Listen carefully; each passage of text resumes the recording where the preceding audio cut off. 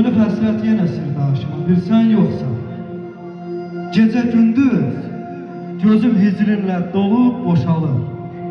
Acıyan çox oldu göz yaşıma, bir sən yoxsan.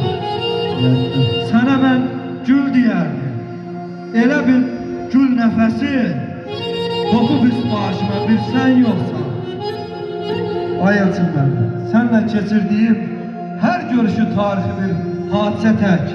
Yazıram tarixi yaddaşıma, bir sən yoxsan. Vaxt gələr gözəlim, mən də bu dünyadan köçərəm. Onda da yazılar baş daşına, bir sən yoxsan. Ey qədəm qədəm gəzəsən əz yasimanı əgər, qədəm qədəm gəzəsən əz yasimanı əgər, yenə tapılmaz bilirəm bir misal sevgilimi. İnan mənim sözümə eylə etiqadmışda,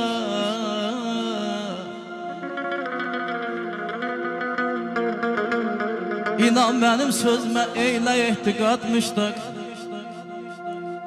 Bütün cahana dəyər təkcə xalı sevgilimi.